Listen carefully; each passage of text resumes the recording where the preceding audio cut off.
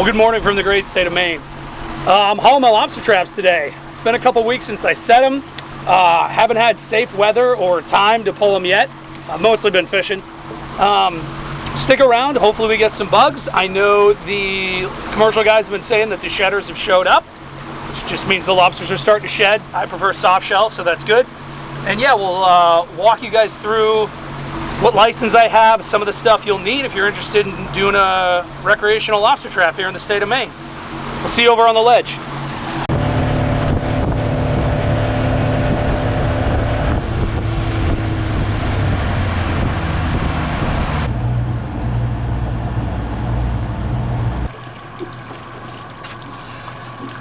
Okay, 1, 2, 3, 4, 5. That one's tricky. We're gonna go get that one first.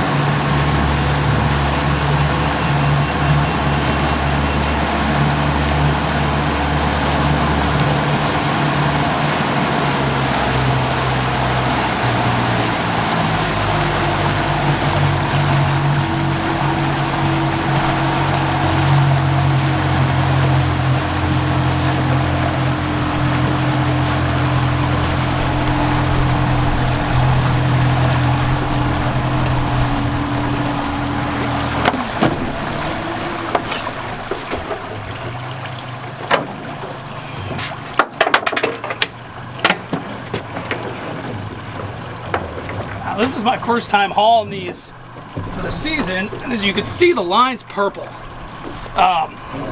All traps have to be compliant with certain standards to protect whales, and this purple line is part of it. You have to have a marking down low and up high, but it's easier to just run purple lines. Ooh, a lot of bugs. A lot of bugs.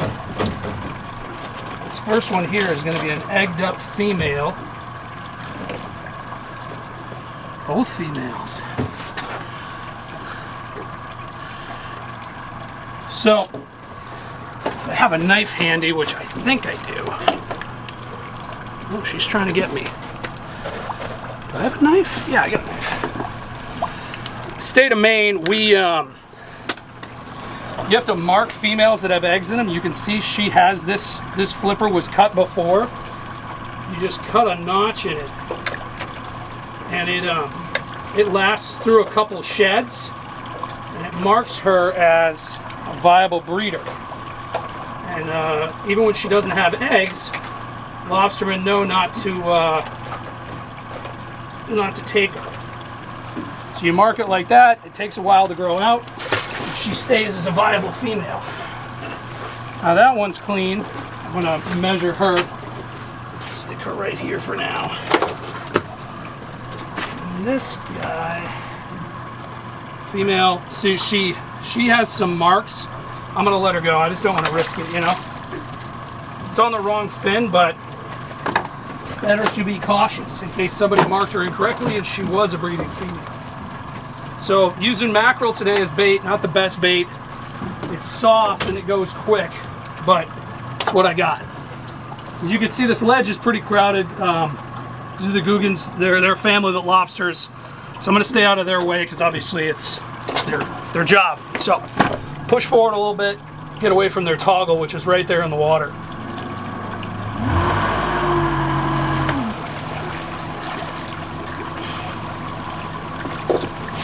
Good enough spot.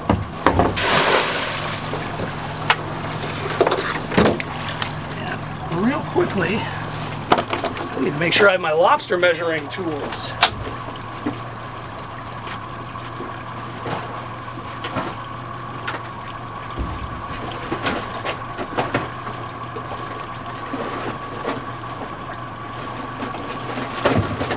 Disorganized, Brian. Disorganized. Whatever. Keeping YouTube land real. So that V-notch I cut, I just wanted to be quick and get her back in the water, but there's a tool that actually, this thing, and it just clips a V in their tails. So this is my gauge. Make sure these lobsters are legal. This guy. Yeah, totally good. So this is the minimum. They can't be smaller than that. And then this is the maximum. They can't be bigger than that. So, good lobster. All right. Pick on the old bait well and get her going. All right. 1, 2, 3, 4. I'm gonna grab this trap next.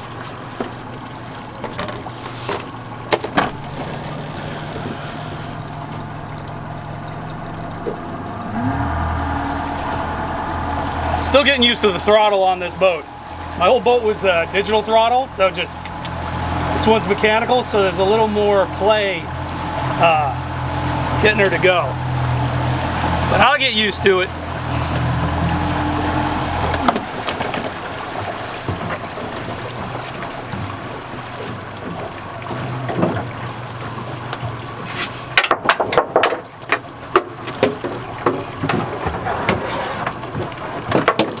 So my license allows me to have 5 traps. It's 5 per person, 10 per boat, meaning you can have 2 recreational traps on a boat. But everybody's got to be there to haul them. So that's why I'm just doing just the 5. We used to do 10. My dad was alive. We each have a set, but 5 is usually plenty. Woo! That is not something you see every day. This is a really nice stone crab. I'm gonna keep him. It's a big crab.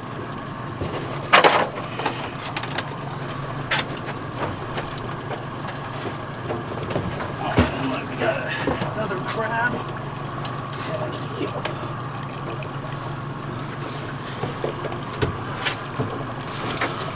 It's pretty neat. Conger eel or whatever they are. Should probably learn what some of this crap is.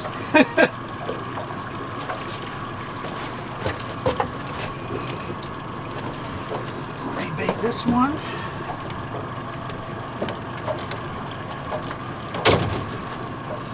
We're still pretty much on the ledge, so I'll let it go. Swing back around and grab that one.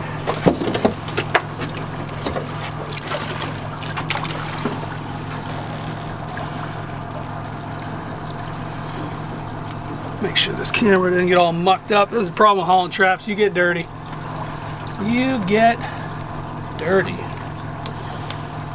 So, this is a nice ledge, but at low tide, the waves can break over it. And I was kind of hasty setting these traps, so I do want to make sure that I'm not setting them too shallow. On a rough day, you have a hard time coming in and grabbing these with the waves breaking. So.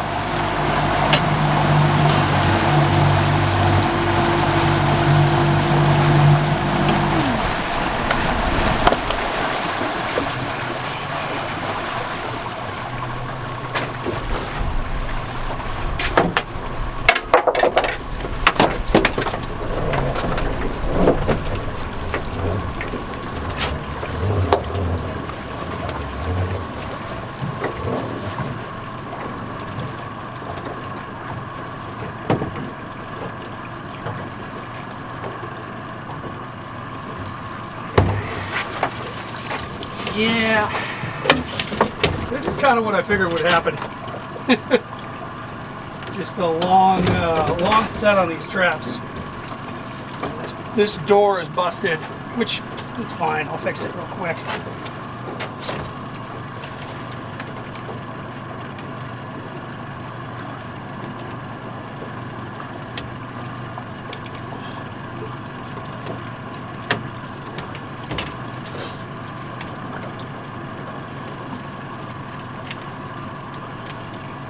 Clip on like that. Some steel rings so these rust out. I need to get my hog ringers. Hopefully I got them. I think I got them. professional, Brian.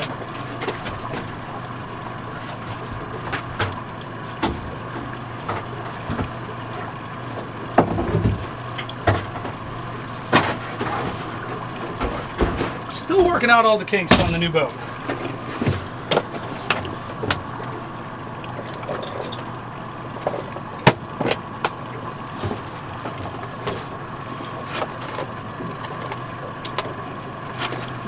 Good time as any to talk about this.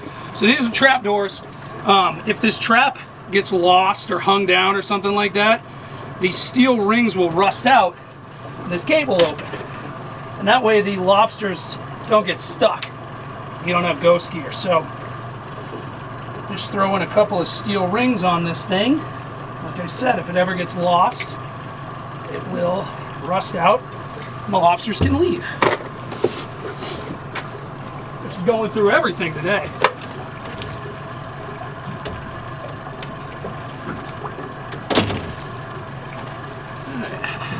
Kind of right on top of my other trap.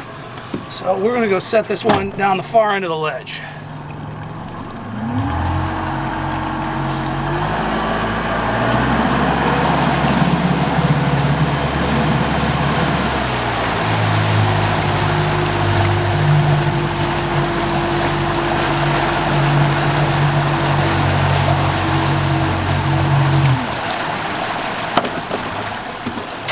You're good.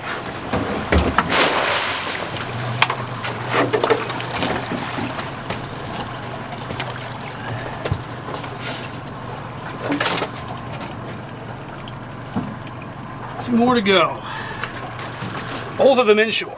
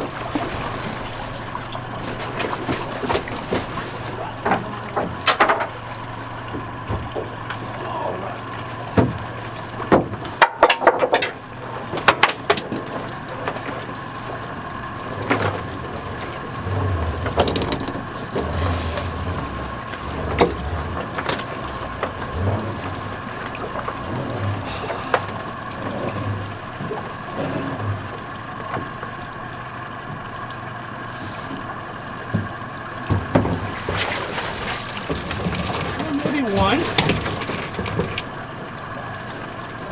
Maybe one. We got a hermit crab. That's cool.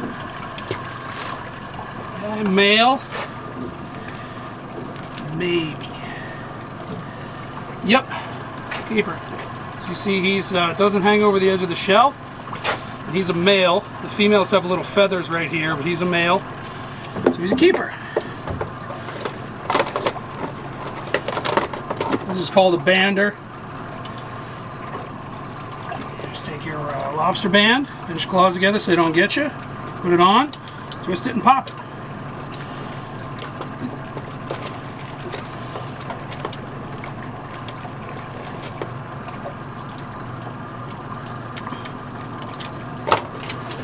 Actually, I gotta get this big female. I gotta throw a band on her.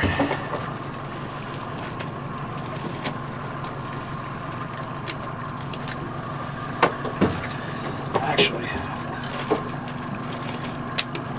Oops.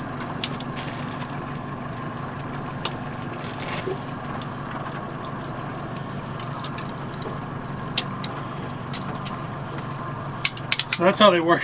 The rubber bands broke off these last season. I just never replaced them, so we're fixing them now.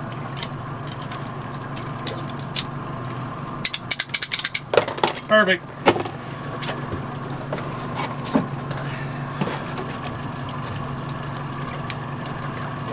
And the only other real stuff we'll talk about, because I've done other videos, but obviously you have the cage itself. These are the rings that mark them. Each season you're issued 5 new tags for your traps. Season is color specific.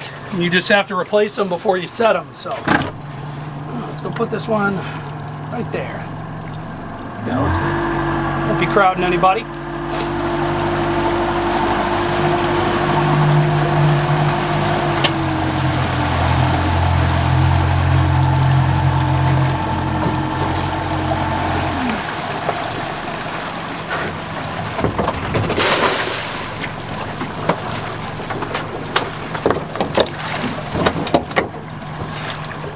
So as a bit of advice, if you guys are going to get recreational traps, don't fish right on top of the commercial guys.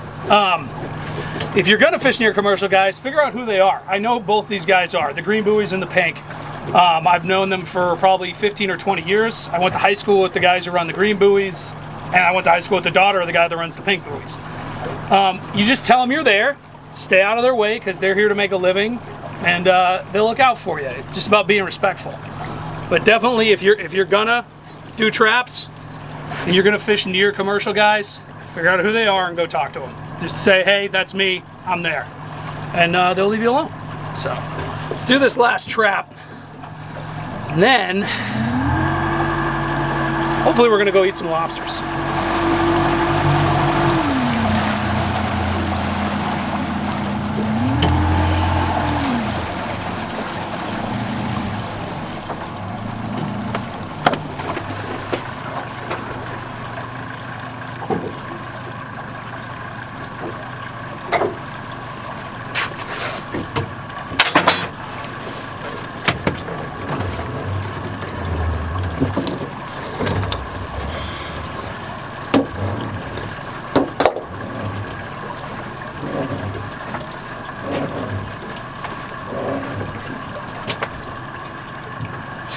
Scuff up my new boat. Oh, empty. And this one too, the door's open, which makes sense. Kind of put these traps in a little hastily in the spring, and didn't really check all the doors or everything and all the rings, but it's kind of good and it shows that they function the way they're supposed to.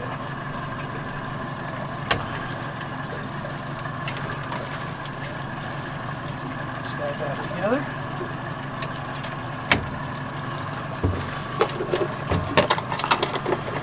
So I ended up with 2 lobsters. Not bad for how long I left them. I mean, I've probably been out of bait for at least a week or 2. I'll be getting out again next week to haul, probably first thing in the morning before work. And yeah, thanks for watching. If you like the content, like and subscribe. Obviously, videos coming every week. Next week, I'm going down to a secret spot for winter flounder, and then hopefully get offshore to do some damn tuna fishing. This has been a terrible season for tuna so far, and I don't know if it coincides with the stripers not coming in or whatever, but they're catching none. So I'm gonna go take a look around. But yeah, catch you guys on the next one.